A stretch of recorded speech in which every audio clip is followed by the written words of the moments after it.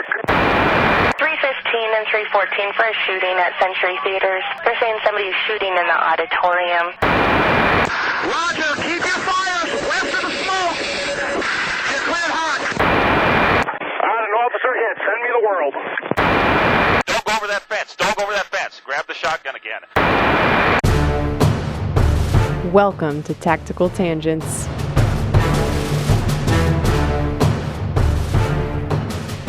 Welcome back to Tactical Tangents. I'm Jim, and I'm here with Mike, and today we're going to talk about role players and using opposition forces for reality-based training.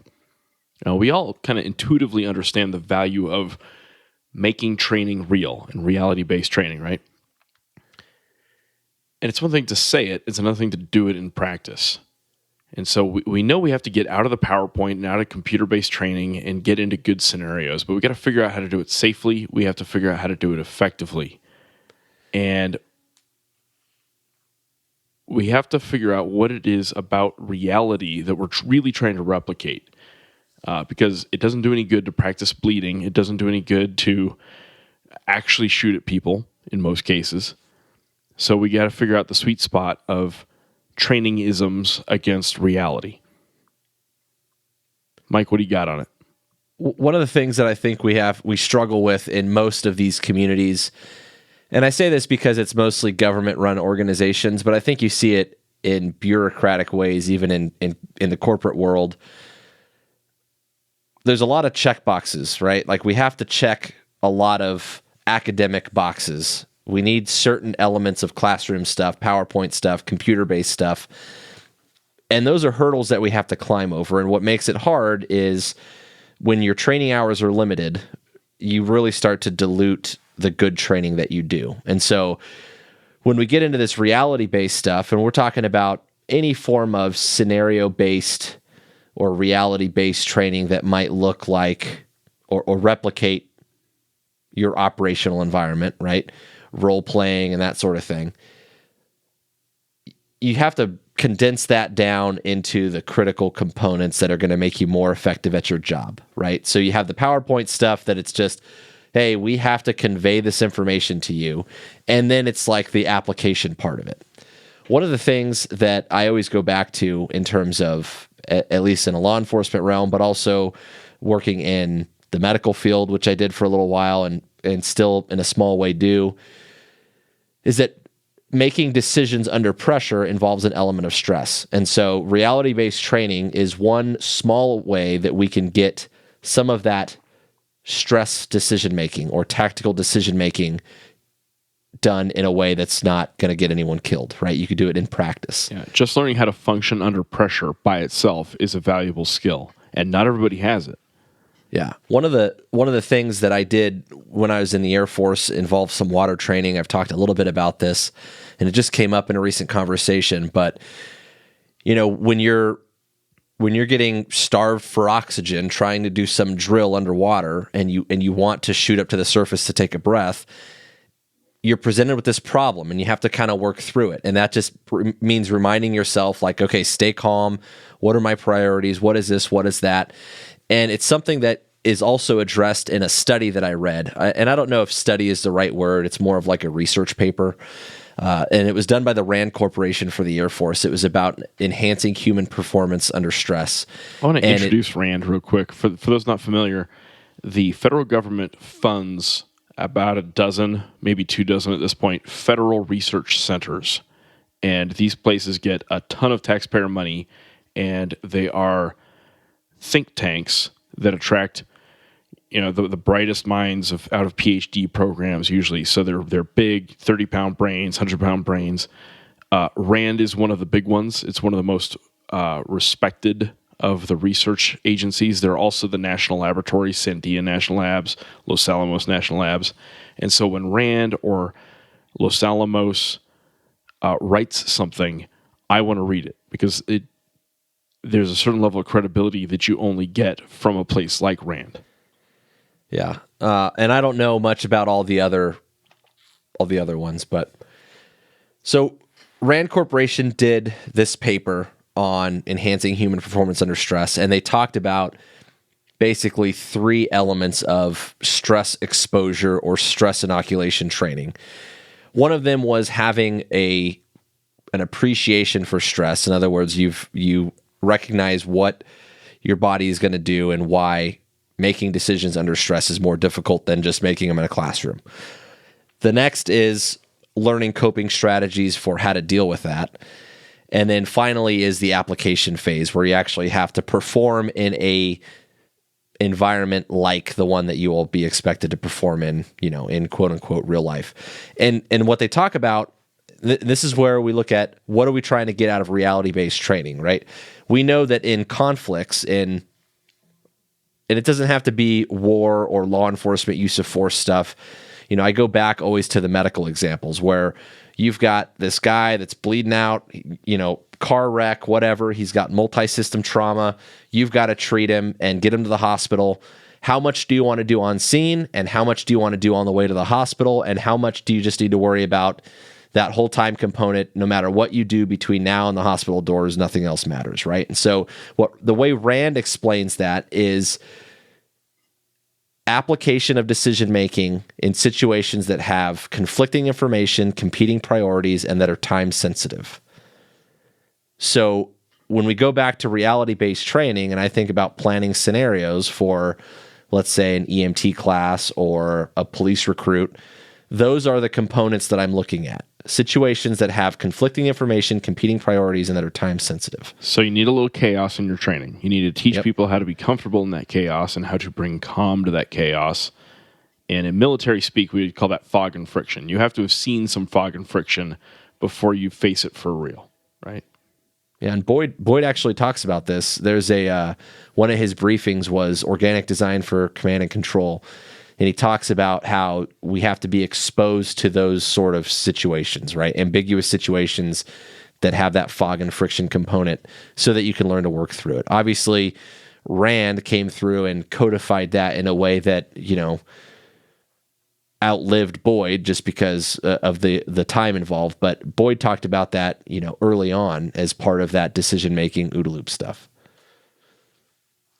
So one example of this and the value of reality-based training is an exercise program I've talked about in the past, Air Force exercise program called Red Flag. It's kind of the big, main, dominant series of exercises that the Air Force runs every year. And it originated after Vietnam. We did some serious analysis, again, through a federal research center like RAND. And we're trying to figure out why the kill ratios for the Air Force were different from the Navy and why they were different in Vietnam from Korea. And one of the things that they found in that study, and we'll link to the study, is that if a fighter pilot lived through his first 10 combat sorties, his odds of surviving the rest of his deployment went up dramatically. And, we figured out you're not going to live long enough to make all the newbie mistakes that there are to make.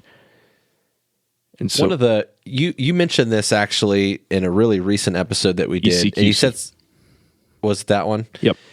And you said something about, I thought the number 20 came up about combat. I messed up the number. It's 10. Okay. So it's not a different one. No. This is the same study, same exercise. I just wanted to get it right this time. But it's specifically for fighter pilots, is that what you're saying? Correct. And so the point of this red flag exercise, the original point of it, was we wanted to get those guys their 10 combat sorties, their first 10 sorties, over Nevada, a place that we control and in our lab environment, and not over Vietnam or Kaliningrad, Russia, or over Baghdad. And so that's the real value of reality-based training is you can get those guys those initial exposures to the fight before they're in the real fight. And that's what we're trying to replicate with reality-based training. And it's hard to do, right? Because you can't just... I'm sure red flag isn't just, all right, bud, you're going to go take off and land 10 times and pretend you did something combat-like, Yeah, and on the flip side of that, I can't fly you against real surface-to-air missiles and just shoot you down, right? Right? You don't get anything from when it gets a little too real. Right. So you got to find that balance. So there's limits to having realistic training, but that's where this burden comes in because I've seen scenarios where they're taken kind of casual to the point that, hey, we're just going through the motions and just pretend like you were doing this for real. And, I know it's just a scenario. Simulated I'm doing this, simulated I'm doing that. Yeah. And we go back to that checkbox thing where it's like, well, I have to say that I ran you through a shoot, no shoot scenario. So, here it is. It's so we acknowledge that there's limits on that realistic training, but when we talk about what the goal is and what we really need out of reality, it's not that, right? And it's not just taking off and landing 10 times and pretending you're in combat. There has to be those elements that we talked about, right? Yeah. There's also practicing misery. And there is value sometimes in teaching guys to be comfortable in an uncomfortable situation and stuff like that. But do I need to live in a tent? Do I have to practice living in a tent before I go live in a tent? Probably not. One of our things in my community is, do you need to fly in body armor? And because in combat we do, typically. Do I need to do that every time I fly an approach in Colorado Springs? Do I need to fly in body armor every time? And the answer is probably not. I'm just being miserable for the sake of being miserable, or racking my back for it. But at some point, you do need to fly in body armor before you deploy, because you learn that you move around like a turtle, especially in the hard plates. We deal with the same thing when it comes to shooting and stuff. We go train in kit in our tactical gear for SWAT. And if you're going to shoot out of it, you have to know that your body mechanics are different. Where the butt stock of your rifle is going to sit over your plate and your armor, it's a different pocket on your shoulder than it would be if you were just in plain clothes, right? Yep, and you'll find sometimes in hard plates in an aircraft, you're so big that you can't pull the controls all the way back, and that gets really awkward when you need to climb, right? Jacking too much steel there, Jim? Something like that. Eating too many donuts. Jacking steel, that's what it was. So let's go with that. There's also wear and tear. There's wear and tear on people when you do that. There's wear and tear on the equipment. You practice in ceramic plates and you land on one of those ceramic plates in training. You just killed that body armor. You need to buy new stuff. And some organizations have the money and some organizations don't. So you have to do kind of the risk and reward thing as you're figuring out how real to make your training. So one of the key elements of making training realistic is having realistic bad guys and role players, not just bad guys, but gray guys, people who might be good, might be bad, might be something else, and innocent bystanders and victims. What's that? That goes back to that conflicting information thing, right? Ambiguity. Competing priorities and conflicting information. Yep. So you need role players. You need good role players, and it's really hard to find good role players. Your training is, in fact, only as good as your role players. One of the lessons I learned in dog training had to do with the mechanics of my dog working with a guy in a bite suit. So I'm a canine handler, and my dog is an apprehension dog. He finds and bites bad guys for a living. And we'll use decoys in training for a variety of tasks, right? And so sometimes I just need a warm body, and we're going to just hide that guy in a closet in a building, and he doesn't really need to do anything. He just needs to be in there, and my dog can go find him. And then other times I need him to, if he's going to wear a bite suit, for example, work the dog in such a way that when I go to call the dog out and I want my dog to have a verbal release, right? I need the decoy, the guy in the suit, to behave a certain way. And someone who has not done a lot of working a dog in a suit and hasn't had much coaching in it, it's just a guy that, he's fairly athletic and we could put him in the suit and he'll just kind of sit there and play tug of war. Doesn't mind getting bit. Yeah. Yeah, for fun, Looks like the Michelin Man. It's going to be fine. The dog will bite him, and we can do a scenario that might be real life-like, but when it comes to training the dog for that verbal release, that guy is not necessarily capable at that, right? So, I mean, he can be, maybe with some training and some coaching and stuff, we can get him to that point, but what I'm getting at is that not all decoys are created equally. Sometimes you need a guy that can be,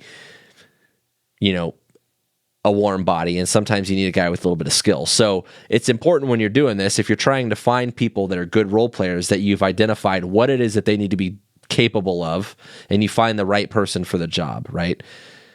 Because sometimes you need someone who is a good actor, and sometimes you need someone who can just follow directions. I'll give you a warm body. I talk about just hiding a guy in a closet that my dog's going to go in and find. He doesn't have to do anything. I don't need him to be very skilled when it comes to the mechanics or the body language of the dog or anything like that. But what I do need is for him to follow my directions to not come out of the closet until he's absolutely sure that I have control of my dog, unless he wants to give him very realistic training. So this is kind of one of those things where you have to ask yourself, if you're planning this sort of reality-based training, you're going to have role players. What kind of person do you need in what role? Do you just need numbers and warm bodies, or do you need skill, right? So this is a key planning factor when you're building any serious training, is exactly that. Who do I need? How many do I need? How good do they have to be? Now, speaking of being skilled, we talk about not wasting money. Our focus is on people and ideas before hardware, and getting training before blowing all your money on hardware. So there are a lot of scopes out there, a lot of scope brands. You could buy a $5,000 scope, and that's cool. Or you could spend some of that money on training and ammo and develop out your skill. So you could buy a reasonably priced scope from Right On and go learn some precision shooting. And we think that's a great idea. Yeah, Right On Optics sponsors the show, in case you didn't know that. And their equipment is awesome. You're not going to have any issues. They have a rock-solid lifetime warranty, so even if you did, they're going to replace it. But they're making a strong effort to make sure that their gear is affordable and that you could save some of that time, money, and resources for actually getting out there and shooting. So rather than waste the money on something that's Gucci and you're just buying something that give Right On Optics a try and make sure you use the discount code TACTangents to get 15% off. Obviously, if you're military, law enforcement, anything like that, they've got a sweet public safety discount. So check with them for that, but make sure that they know that we sent you. Speaking of that, I spent $3,000 on a scope once. True story. It's from a major defense contractor. It's a great scope. It weighs about the same as the gun. It cost about the same as the gun. It was a divorce gift to myself. And I'm kind of proud of it, but not. I have a friend who at work that has probably the same one, I think. I think the same scope. Mm-hmm. We've probably talked about this. Yeah. And we joked with him that he was calling in F-16s with that thing. Sometimes you need to. Is that for an AR-15, or are you doing something cooler with that? Yeah. In my defense, this was for a SCAR, and it's cool, and it has a certain type of cool factor. But at the end of the day, honestly, I'm putting a Right on my SCAR. So, and the reality is, you don't have to buy. I know plenty of dudes that have $3,000 or $5,000 on scopes, and they don't shoot any better than the next guy. So spend the money on training, spend the money on ammo. Focus on what's important. That's right. So back to role players. Yeah. So if you've decided in your training you're trying to create a high quality, high level scenario, you don't just pick randos and you don't just pick volunteers. And this is tricky because a lot of agencies and organizations don't have the money to have full-time professional role players. But sometimes you need that. If it's Red Flag, the big Air Force exercise, we have whole fighter squadrons whose only job is to be the aggressors, the opposition forces. And we posted about them on Facebook a little bit. Those guys are experienced instructor pilots, usually F-16 guys, and they're full-time bad guys. And one of the keys to them is they have to be both good bad guys and good teachers, because when they land, they'll debrief and be like, hey, I killed you this way, and this way. You got me here, and that worked for you.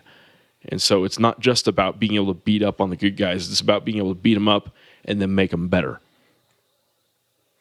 And sometimes you have to be creative with where you're going to find those people, because, and I talk about, do I need someone who's skilled? Do I just need a warm body? And when you start unpacking that a little bit, you'll figure out that, there's other pools out there that you can try to get people from. So, for example, when we do our active shooter drills, usually they're going to use one of our SWAT guys as the bad guy, as the main bad guy, right? So they can have people that are just the students, the warm bodies that we're talking about. And where can they get those? Well, if I look back at my training and really what I'm trying to hit on is I want the volume of people, the number of people. They don't necessarily have to be good actors. Well, where can I get those? And so one of the things our academy has done is they've reached out to a bunch of like citizen volunteers, and they've got a pool of citizen volunteers who, one, they support public safety. They want to help us out.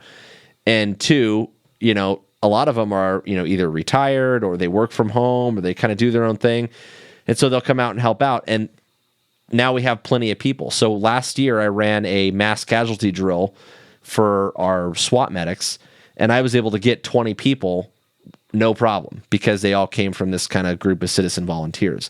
So if you need someone who's skilled, then maybe you go find, your one or two SWAT guys, or your one or, depending on what you're doing, right? F-16 pilots or whatever. Right. Yeah.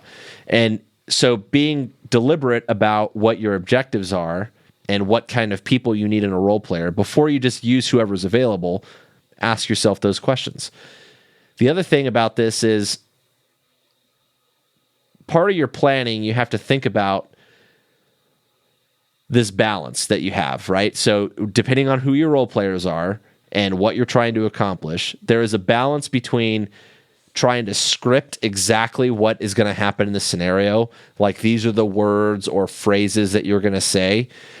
For law enforcement, use of force scenarios, there's a lot of very specific things that have to happen. Like, I need you to do this with your hands at this time and say these things. So one that we were wrestling with a little bit earlier this year was these officers were going to go into a business, and it was going to be an off-duty police officer who was arresting a guy in the business with his gun out. And so the officers had to walk in and see not only a guy pointing a gun at somebody, but also those little cues that would indicate that it's probably not a bad guy. And so the best choice for that was just to use an officer for that guy and use maybe the warm body, the citizen volunteer as a role player. And we're not trying to it's no dig on the skill level of the citizen volunteers so much as I need very specific things from this person, right? So in some cases, I need to have an exact script. Sometimes I need someone who's a good actor, and I'm going to give them a little bit more freedom, right? Hey, I just need you to create that fog and friction. I need you to be loud, animated, moving around a lot, creating a distraction, diverting someone's attention. And you have to communicate that with your role players and ask them, give them some guidelines, some limits on these are the areas that you're allowed to improv and ad lib and just kind of go with the flow. Hey, I want you to not really answer his questions. You're not going to try to fight with them or anything if they try to put you in handcuffs, but if they start asking you questions about who you are, where you're coming from, things like that, I want you to basically just avoid it. Versus if I'm trying to simulate something that's like a mental health crisis, I want you to be very repetitive and just say this phrase over and over and over again, right? So when you want good bad guys and good teachers, you have to balance your resources that you have available. Does that make sense? And so I think those are the things that you have to ask yourself. Is this going to be a scripted scenario? Do I want them to be a good actor? Do they have the freedom to ad lib? What's the balance there? Yeah, it's also an opportunity for the role player to learn. Like if it's a police explorer or a Air Force cadet or whatever, West Point cadets, that sort of thing. There are certain things you learn by being the bad guy and seeing the mistakes the good guys make and seeing the opportunities the bad guys get. I mean, you can use that as a training opportunity in and of itself. Yeah, I agree. When I'm planning a scenario, I like to think in terms of triggers and phases. So let's say I'm going to have a scenario like I gave you earlier where a role player is going to walk into a bar, or I'm sorry, an officer is going to walk into a bar, and it's an occupied business, and he's going to encounter a guy that he doesn't know if it's a good guy or a bad guy, and then these things are going to happen, and these things are going to take place. I give the role players a little bit of freedom on those in-between areas. But phase one is going to be right at the beginning of the scenario when the guys walk into the room. And the trigger is going to be as soon as you can see them, I want you to say the words blank. right? And do this with your hands. After that, we've given them their cue. Now they've had their opportunity to make their decision. Now you have a little bit of freedom. You could just say things like you would if this guy were someone that you're trying to arrest. Hey, keep your hands where I could see him, or don't touch the weapon, or whatever. You can kind of do your own thing up until the point that the officers say, put the gun down. If the officers tell you to put the gun down, I want you to listen, right? And so there's a trigger. And that trigger goes into like the next phase of it, which is, all right, if they tell you put the gun down, I want you to be compliant. And you're going to go into doing whatever they say mode, right? So part of your planning has to be very detailed in that sense when you're dealing with role players, because you never know what you're going to get sometimes. Yeah. And if you have a vision, you got to communicate it very, very clearly, and maybe do some training for the role players and rehearsal with the role players and live action rehearsal. That way they're not guessing what you want. The first time I did role play, so to speak, was fifth grade. I think it was in elementary school, and we were doing an earthquake drill at my elementary school, and they gave me a little card that said, "You are in shock." And I was a fifth grader. I didn't know what the hell shock was. I had no concept of, the blood pressure drops and stuff. And so I was screaming, and one of the facilitators comes up and was like, "No, you're in shock." And I'm like, I don't know what that means. So I would have thought that fifth grade Jim would go to the bathroom and put moulage on himself and come back out and be all, no? I also would have had a knife in my teeth. It's a good thing that I went to school then and not now. I don't know how I made it. But understand you were responsible for those role players and their safety, and understand that not all role players are the same, like we've been talking.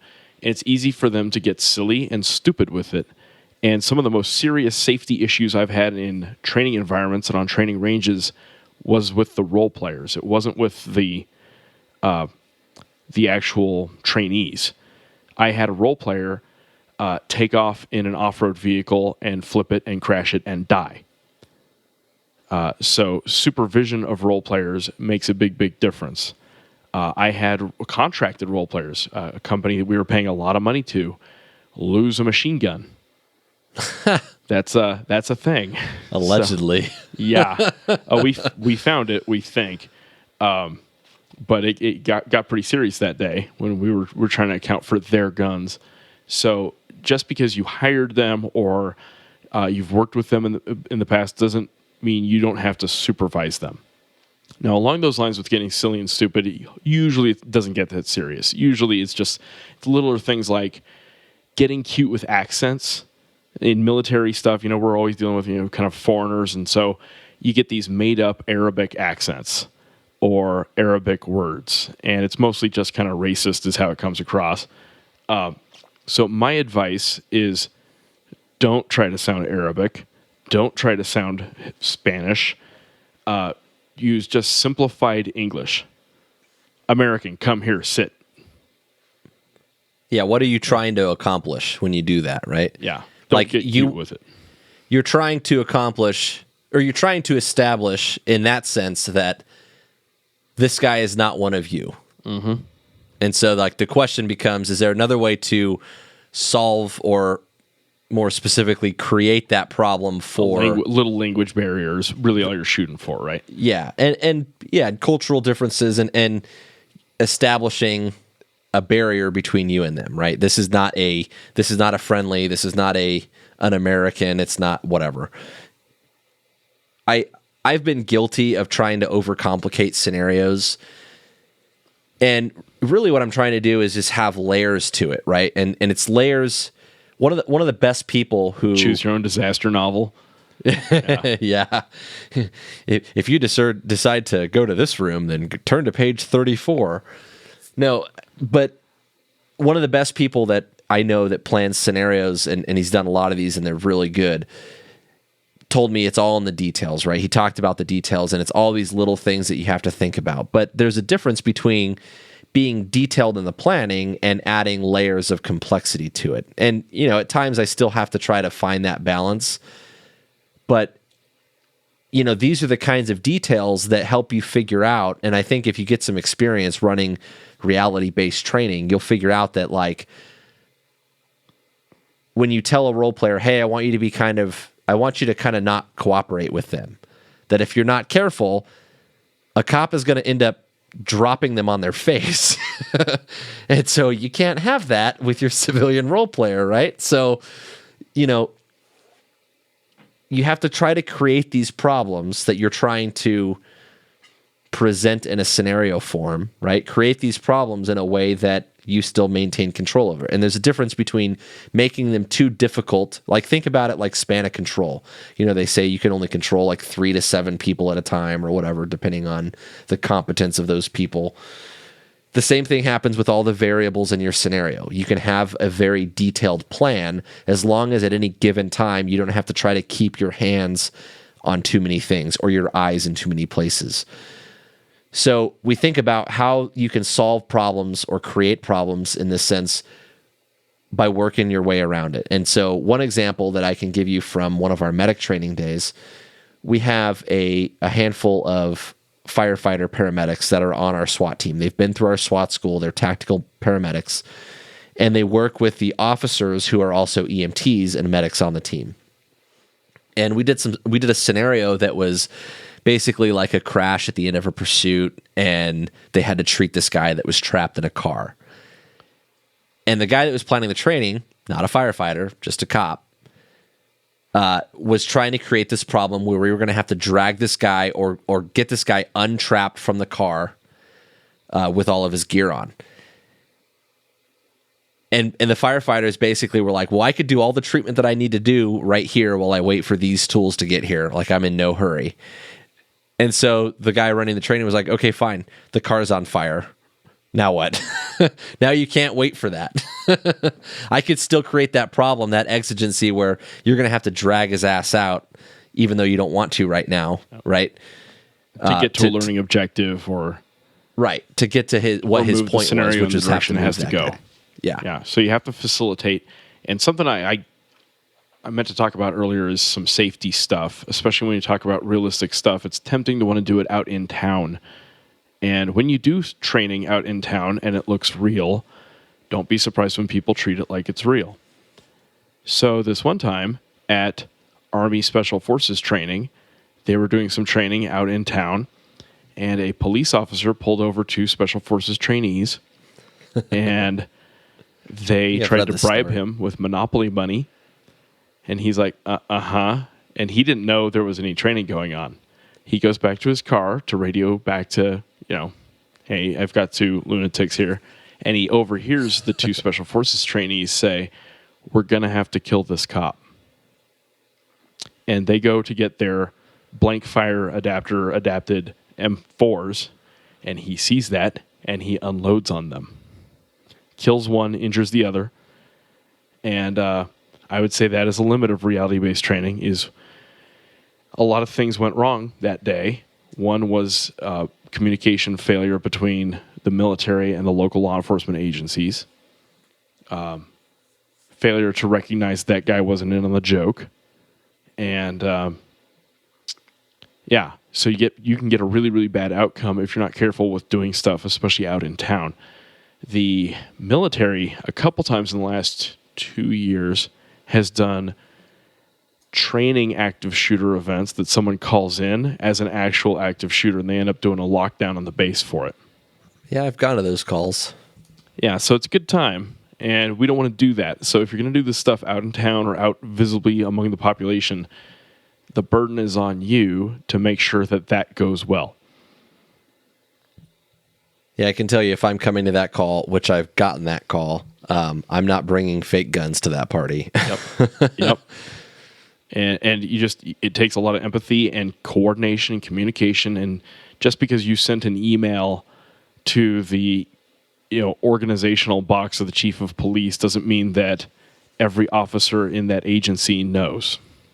Yeah, that's a really good point. So they'll do stuff like that where some commander or some chief or maybe 911, the communications center, gets some notification. But if you have, for example, a cop that's driving by, here's the gunfire. Yep. Let's say you're using blanks or whatever. A lot of active shooter training, we use blank gunfire, which is good, which I absolutely advocate for realism and for stimulus. And so people know what actual gunshots are going to sound like in a building or from inside a building if you're outside and whatever. But yeah, you do that training and okay, so 911 got the memo, right? The chief got the memo, but the officer that stops at Circle K across the street for coffee didn't get that memo. Yep. And so when he hears that gunfire and he starts to bring it. Yeah. So you have to really think about operational risk when you do stuff. And I'm not saying don't do this stuff. You need to make it real, but you can put up barriers. You can have facilitators in reflective vests walking around, that sort of thing. It's something to help make it clear. There was some other... Oh, and driving around town. That's the other one that I see is people driving around town doing a training scenario and driving like idiots. Understand that that's still a real car and those are real people out and about in the population and they don't deserve to die just because you think you're getting tailed by a role player. So, don't want to get too serious there, but I've seen some serious bad outcomes on stuff like that. Well, I try to keep it real simple as an example, just to keep it simple. I go back to that role player that I tell to not be cooperative. Where is the line where an officer interacting with that person is going to end up using force?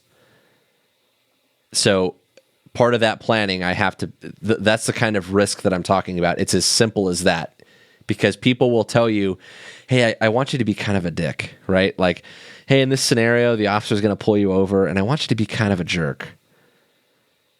And they'll take it they won't be kind of a jerk. They'll be like a raging jerk and they'll end up getting themselves in some trouble, right? Or they'll say something just the right way that gives the officer some justification that is going to take it to the next level. And if we didn't think of that and we didn't plan for it and take the necessary actions to not only prevent it, but prevent the role player from getting hurt, then we have bigger problems, right? And then we lose reality-based training, which is not the goal. That's the opposite of the goal as it Absolutely. happens. Then you get handcuffed in your training and that blows. And then you're back in the classroom doing PowerPoints, which sucks. Yep, because most agencies would rather do that because it lowers their self-perceived liability and risk. Let me unpack that a little bit, because there's two types of people in the training bureaucracy, I guess, or the totem pole of training, right? You've got the agency or the organization and the leadership. And to some degree, their job is to protect the organization. And so when they say that they're going to do training, just read between the lines a little bit and understand what they're saying is they're documenting that you have shown or demonstrated or understood that this is the expectation or the expected outcome or in order what's to okay place and the not responsibility on you. Yeah, and that's where I'm going with that. Yep. So it doesn't mean that that's how it's going to play out in real life. It means that they've washed their hands of it to some degree, right? They can try to say that like, hey, we've trained and we've prepared this guy, we've done this and that, and so they can put some of the blame on you. Maybe not literally on you in terms of you're going to get sued or whatever, but they can at least say that they've done their part to prevent themselves from getting sued. Yep. Yeah. So, and then you have the people that really care about preparing people and doing well, who actually care about doing good training. And so you'll see this where you'll have the guys on the lower end, right, that are like, hey boss, this is what we want to do. We're going to do AK-47 gunfire. There's going to be some live fire over here, and we're going to do some simunitions and force on force, and we're going to beat each other up, and it's going to be awesome. And then you got the commanders that are like, well, here's the thing, guy.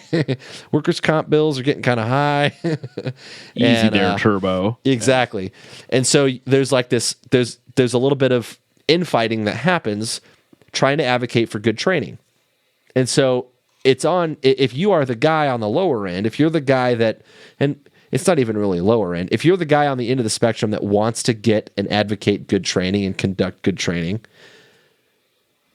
it's on you to have that level of professionalism, meticulous planning, and operational risk management, go back to Jim's favorite Air Force acronym, ORM, it's on you to make sure that you have checked those boxes to make sure that you can conduct and have good training. Because if you screw it up, you're going to get the guys on the other end that are like, well, you know what? I can talk about use of force in a PowerPoint, make them take a written test, and that's going to hold up just fine in court, right?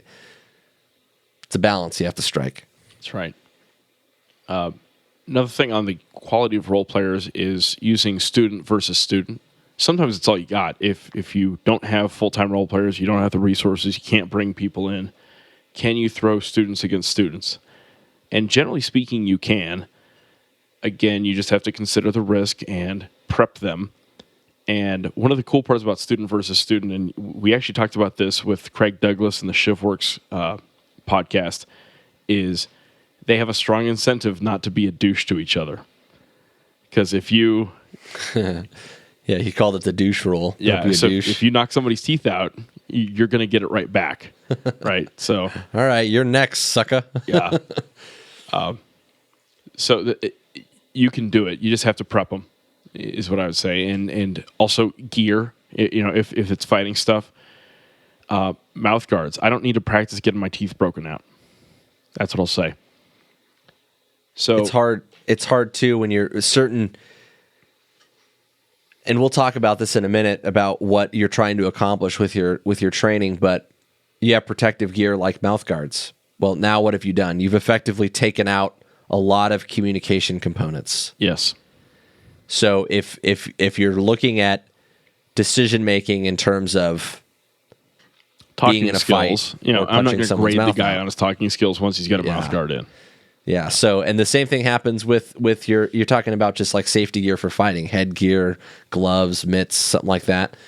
And anything else that you might need dexterity and fingers for, like shooting. So there's a balance. So on to kind of the next issue is you have to authentically replicate the threat with your role players. And what I would caution you against is mirroring. Mirroring is the assumption that the other guy acts like you do. It's a common error, and you have to remember bad guys don't think like you. Iraqis do not think like Americans about 99% of the time. ISIS does not think like the U.S. Army. A typical game banger does not think like Mike, right? So if I'm having a cop fight a cop the way a cop would, am I really helping that cop out? So the first thing that I want you to think about is intel support is huge. You got to know the bad guys. You got to know how they think, how they fight. When they get in fights with each other, what do they do? When they get in fights with cops, what do they do? When ISIS tries to fight, what do they wear? And then have your role players dress like them. Yeah, you have to have some element of context. And sometimes one of the things that I go out of my way for is, in terms of split-second decision-making, is to remove as much context as possible so I can kind of distill down to this decision. You know, hey, you're dealing with a guy who is in a room and he either has a gun or a knife or doesn't, and he's doing whatever it is he's doing, right? And you remove as much context as you can. But in some situations, that context is key. So we'll say for like a use of force, let me see if I can use an example that's not use of force. Let's say we'll use another medical example. Those are kind of the two that I fall back on, right? It's my background. A medical example. If I'm treating a trauma patient, there's some contextual stuff that will drive what I'm going to do next that include things like how far I am away from the hospital, whether or not that hospital is a trauma center. If the hospital is 5 minutes away, the trauma center is 15 minutes away versus the closest hospital is 5 minutes away, the trauma center is an hour away. Whether or not I can land a helicopter, does the weather and terrain support that, right? All these things are contextual matters that might affect my treatment of this guy. And so in terms of intel support, right? Some of those decisions, if you're expecting them to make that, you have to make sure that you've accounted for in your planning. And so, you know, like Jim said, if you want your bad guys to replicate ISIS, then they need to look and feel and act like ISIS, right? Or you need to provide that as a given in this scenario. Hey, assume that you're in a whatever town, Syria, Iraq village, and X, Y, and Z, right? Like give them something, give them some context. Yeah. Or they can't make accurate decisions. Yeah. And the other thing with authentically replicating the threat is sometimes we get so far into authenticating, words are hard, authentically replicating the threat that we're just trying to recreate. We're just role play recreating one particular battle or one particular scenario that happened. So case studies are huge, and case studies can help inspire your scenarios, but don't try to perfectly replicate the 1980s Miami shootout every single time, because things have changed, right, since the 1980s.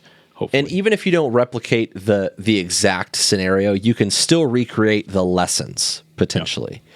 So, the lessons learned from an example that I have for you. I told you about this mass casualty training I did last year, and it was a mass casualty event that was replicating the Aurora, Colorado shooting. And so I wasn't trying to replicate exactly the Aurora, Colorado shooting because they didn't have a SWAT team go run in there, and this was a SWAT medic training, and that's kind of how they arrived. I changed the scenario a little bit, but one of the things that happened in Aurora was they had Batman playing in the movie theater, and the lights were off. And so they had to go in there and clear the movie theater and work around these patients with Batman playing in the background. I can recreate that part of it. The lesson there... and if you listen to the radio traffic from Aurora, you'll hear them say like 15 times, it feels like, to turn off the movie, and they're still playing the movie.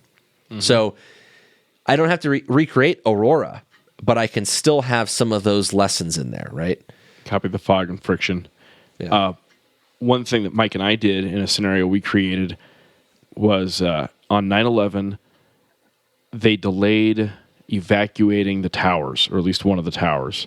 And it came down to the decision one facility manager, security manager made, where he said, look, I don't have enough information. I'm not going to risk evacuating everyone because there's risks with evacuation.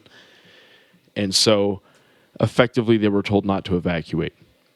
And so Mike and I tried to create a scenario based on those lessons learned. So we fill a room with smoke. We had a smoke machine for these students. And we announced over loudspeakers, stay where you are, you're perfectly safe. And then we made the room less and less and less safe until they had to make a decision on their own to go against what they were hearing on the loudspeakers. We also had some of the instructors at one point started saying evacuate, but some of the instructors were saying stay where you are. So we go back to those components in the RAND study, right? Conflicting information, we're competing priorities. Bastards. That's what you should know about our scenarios.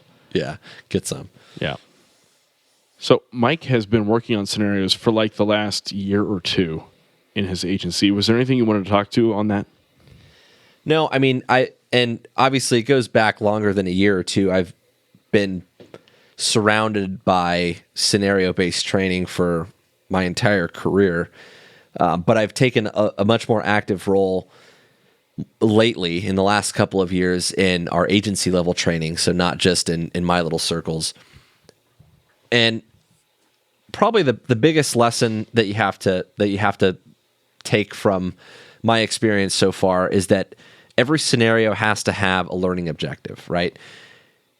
Now, this is hard because people say, like, have learning objectives. Yeah, have them, but actually have, like, one or two. Yep.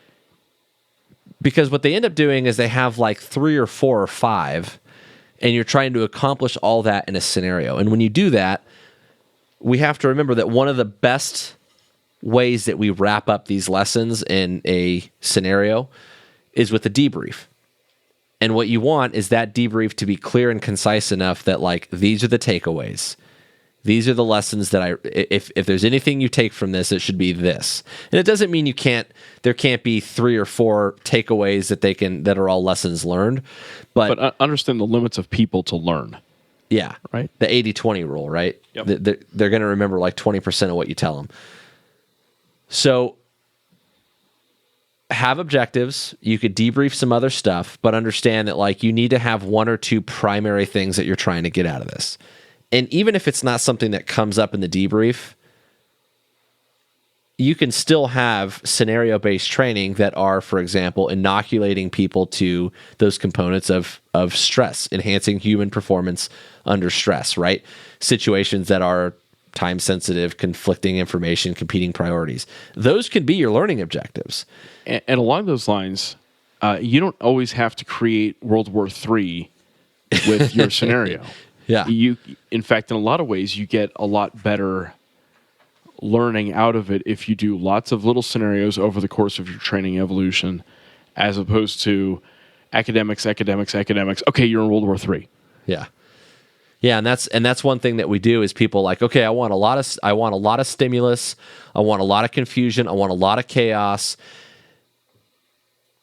And, if your goal is just exposure, then you can get that, right? And so that's fine if that's what your goal is. But if you're trying to get people to have better situational awareness, for example, or to remind them to watch the hands, or to remind them to look in that corner, or check the waistband, or you see what I'm saying? You have to have a specific objective that you have in your scenario to take away. If you have too much, then it's going to get, the water's too murky. They're not going to learn any of it, right? That means you're going to have to let some errors go. When you're doing the debrief and you're talking about the lessons learned, hey, this is what I saw, this is what you did well, this is what you could use improvement on. Some things you're going to have to let go to really focus on the big ones that you want them to remember, right? And then when you plan your scenarios, thinking about our last podcast where we talked about Mike taking up the first couple of minutes of the debrief, just micing. Well, no, because it's a fair point. And so what I want to add to that is that I haven't perfectly found that balance either. I'm guilty of this as well. I do this thing where, I want to teach and say all the things, and I have to remind myself constantly that, okay, listen, they're not going to remember everything that I have to say. I'm trying to make sure that they found this lesson. And even if my performance objective for that scenario was X, but something more important came up that is Y, I might have to just alter it accordingly in the moment, right? And that's okay, but just understand that in the debrief, they're only going to take away so much. And I talk a lot, but I'm still trying to find that balance, but just it's something that I remind myself of, and I encourage you to do the same. So, yeah. So you have to triage, right? You have to triage what points you're really going to hit. So something to think about with these learning objectives is one of the cool parts about role players and scenarios is they don't all have to be kinetic. In fact, some of the best uses of role players and OPFOR is the non-kinetic stuff. It's those murky gray. It ends up not being a bad guy. It ends up not going to a fight. It ends up being someone who's suicidal and just needs to talk. And role-playing talking skills is one of the things you can really do, and it doesn't jack up your ORM talking about crisis counseling would be an example. I was a rape counselor back in the day, and we used to do this where in a scenario, someone would call you on the phone and say, something happened, and I don't know what to do.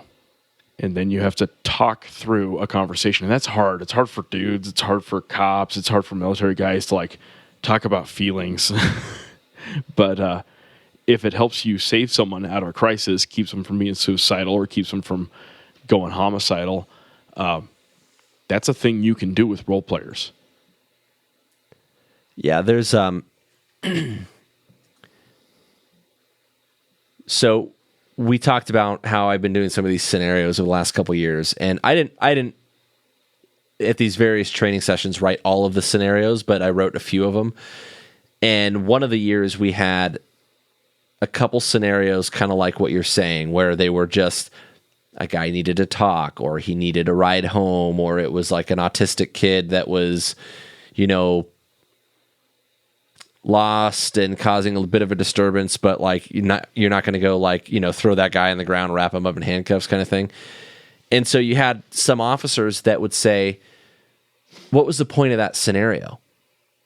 And the point of the scenario was the last 4 that you just did. I didn't even get to shoot anyone. Well, and so they would go from one stage, and you would do them in different. Every person would go through in different orders. Whichever station was available, you'd end up at. So there was one possibility where you'd come through my station and you'd do 4 or 5 scenarios that were dynamic uses of force or whatever. And then you'd go to that station and you're like, all right, here we go. Oh, it's not that. Or vice versa. You'd go to that station and you'd be like, really, this is dumb. And so you'd walk in complacent to my scenario and be like, uh-oh. So the scenario, the objective wasn't to see how you would deal with the uncooperative autistic kid. The point of the scenario was to keep you guessing. You go from mundane call to mundane call to mundane call to the gunfight, right? And that's real life for a cop potentially. And it goes back to one of my big theories in law enforcement when we talk about de-escalating and all this, is that the key is in the flexibility, right? We have to have that flexibility to go up or down. And so you have to not know what's coming next. And that's how we kind of develop that, right? Yep. Some of the things are that you can do with reality or role players is threat recognition. So, the scenario might have the role player have a cell phone in their hand versus a gun versus a knife versus a toy gun, and training your brain to see what that looks like in real life versus in CBT or on a painted on or tacked onto a target. The other thing is the integration of air, because I'm an air guy, and how different things look from the air than on the ground. For example, what might look to me an awful lot like a rocket launcher might actually be a rolled up prayer rug. And seeing what a guy can see from the air versus on the ground and vice versa is a thing that you get well from role players. Yeah, I want to talk specifically about the guns thing. And this is something that we had to go to great lengths to try to work on was, people would use blue guns or red guns a lot. And so, no, I want them to see an actual gun. Because blue and red stand out, especially if someone's in a dark room, right? A dark corner of a room, and they have that either sticking out of their waistband or in their hand. It's a lot easier to see than when it's dark and the guy's wearing a hoodie and he's holding an actual handgun. So that's an important aspect. One length that we started going to was making a better effort to, and we've done this in the tactical units that I've worked in for years, but trying to push this out to the agency was a big deal. Was even in the scenarios that they weren't going to use simunitions, to still give them simunitions, so they still had triggers to pull and the option. Yep. Well, the option and knowing in the back of their mind, because if I give them a blue gun, they know that realistically, I'm not actually shooting anybody. I don't want them saying, because this is what would happen, is if we put them in a scenario with a blue gun that they were going to shoot someone, they'd pull that thing out and they'd go bang, bang, bang, bang, bang. That's not the same thing as making the decision and moving your trigger finger to the trigger and pulling it the number of times required to make that guy go down, whether it be 1 or 6 or 15. Yep. So some of those little things you have to make sure you incorporate as well. Yep. And kind of back to safety. The safety of the role players matters. There have been instances both in the military and in law enforcement where the shooter thought that they had sims or thought that they had blanks and didn't. Yep. So anytime you have force on force, anytime, you have to be more careful than you think you need to. You do kind of a triple check. You have that person check, you check, and then another person checks and checks all the magazines and all the guns and all the backup guns and all the ankle guns and all the knives, if there are knives in the scenario. And sometimes you literally frisk people. I've been frisked as part of a scenario. We do it. Yep. I do it regularly at training. I frisk people. And even if they've done a safety check, if I am running a station, if it's assuming that it's just I'm running this isolated little area, but they're kind of wandering around, I check them again when they get to me, and they go, "Yeah, we got safety checked back there," and I'm like, "Cool story." Because if I'm cool. Running this scenario, it's ultimately going to be on me, Yep. And I had people that supposedly went through the safety check at the beginning, and they still had stuff on them that they shouldn't have had. Not usually guns, but they'd have OC spray or knives or whatever that we were not supposed to have them through with. Yep. The other thing is, ultimately you need someone designated as a safety officer. Especially if you're a guy in charge, you're usually going to be too busy trying to accomplish all these other things. So if the it's your facilitator scenario, and the safety guy have to be different people. yeah, you need to have a guy who, hey, your job is to make sure that this is squared away. Yep. So this one time at band camp, and I got to think about how I'm going to mask this story, a major special operations exercise with a ground force of very highly experienced, high-end ground force guys was fighting against role players who were mostly contractors, and some of them were just people from the base. It was supposed to be blanks only. The ground force didn't have blank firing adapters on the end of their rifles, but hey, they were cool ninjas with beards, and so it didn't matter. And one particular guy had 3 engagements with live rounds. All 3 of those engagements should have been fatal. Shitty shooting saved 3 people's lives that night.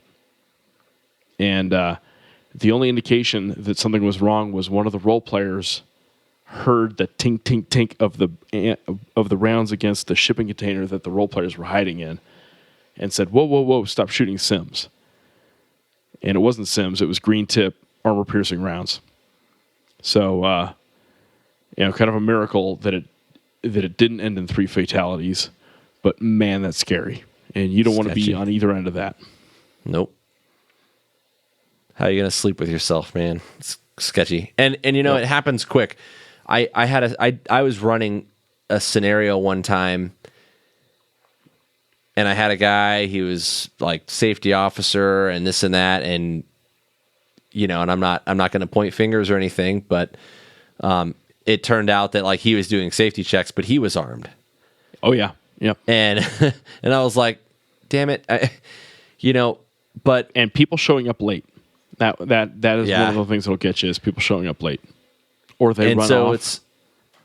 You have to be like almost more anal about it than you think. And I can tell you that after that one example, just as an example, that one case,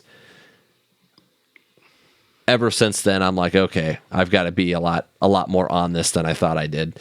And again, mistakes are going to happen, and that's why you have to have those checks and balances. If one guy gets through, then you have something to catch them. Yeah. So to tie a bow on this, Mike and I are both very serious about good reality-based training and the need for role players and the need to create those chaotic, ambiguous situations for people that feel real and get their sympathetic nervous system reacting and get them those first several combat experiences before they ever go see combat in real life. You need to really think about what kind of role players you need and how many, and you need to train them and rehearse with them and prepare them so that they're actually doing good things for you. The role they play has to authentically replicate a real threat, and that requires some research and some work on your part. You got to have a training objective, and you got to be kind of limited with it, and understand that some of the best training objectives you're going to get are sometimes the non-kinetic ones, like the talking someone off the ledge kind of thing, or a rape victim. But that's some of the best value added, I think, is the talking skills that you're going to get out of this. Mike, what you got? My big inputs on reality-based training is this. They say that experience is the best teacher, and I call BS on that. I think experience is an unforgiving teacher. Experience is a really good way to reinforce bad habits because it's outcome-based, right? And so it's not until something bad happens, and maybe you live through it, maybe you don't, that you learn that you've been doing it all wrong. So what I see a lot with police officers is you learn all these things in the academy, you go out into the street, and those things start to fade because all that stuff has become less and less relevant, right? You've done pat downs this way 5,000 times. This is one of my favorite examples. In the academy, you learn about doing pat downs, and you have control of the guy, and you check these areas first, right? And 5 years later, cops are doing pat downs, and they're just kind of literally just patting the guy down. They don't have control of an arm. They don't put the guy at a position of disadvantage. They're kind of just feeling around his waist, and they're literally like bent over when they do it. Usually if the guy has his arms out to his sides, their head's like right by their elbow, which turns out is not a good place to have your face. And because they've done it 5 billion times that way, they've never had a problem, and it's cool, right? Well, if you thought that guy really had a weapon and might reach for it, would you do that? No. And why do you do it? Because not very often when you do these pat downs do you find anything. So it seems silly, and I'm not saying that you need to go do pat down training, but you have to find a way to reinforce those lessons. And so training doesn't stop at your initial training. Yeah, so a light bulb on that is humans are bad at risk management and risk perception. You get these real warped concepts of how likely a thing is to happen or how severe a thing is going to be when it happens. And the example I give you is driving without your seatbelt. You can drive without your seatbelt on right up until the crash. That might be years, that might be decades. And so one of the things you do as a trainer is help adjust that perception back to reality. And so if in the scenarios that guy's putting his face too close to your elbow, you'll let him know. Make him eat it. Make him eat it. So that's part of it. And the other big thing related to that, or I guess what I was getting at there is that, experience is one thing, but training doesn't stop with that initial spin up, that initial training that you get for your job. It doesn't stop there. It goes on, right? And it has to reinforce some of those original lessons that you were intended to have learned.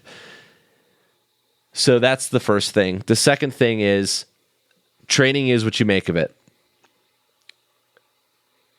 I hear a lot of people spend a lot of their time complaining about training. And if you want better training, then bring forth your ideas and make it happen. And it's not just about like, is the scenario good or not? It is what about the training is good or bad. And it's stuff like the balance between classroom stuff and scenarios.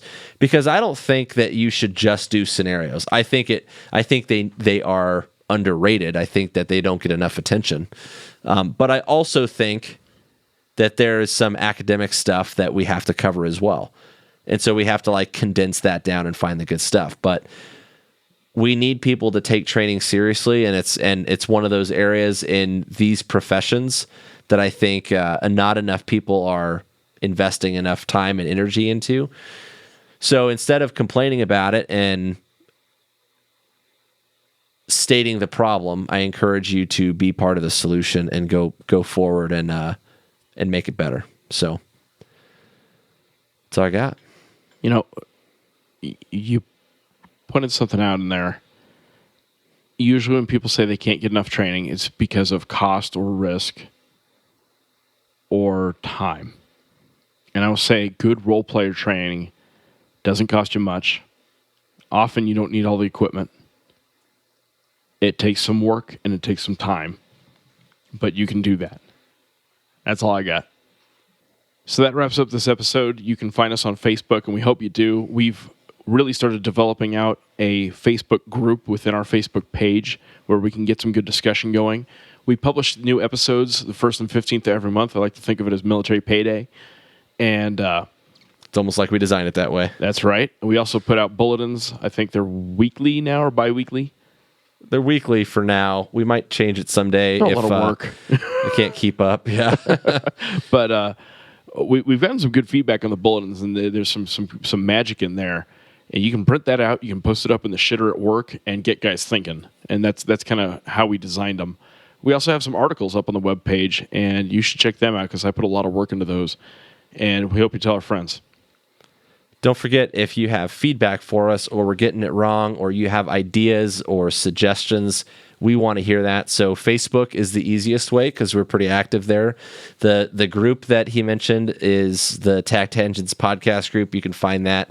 But you could also email us, info@tacticaltangents.com, and we'll get back to you if the social media thing doesn't work out for you, we're also on Instagram and Twitter. And lastly, make sure you go check out our sponsor, Right On Optics. RightOnOptics.com. You can use the discount code TACTangents or look them up for their military and public safety discounts. If you apply for those, just make sure that they know that we sent you. Good talk. We'll see you next time.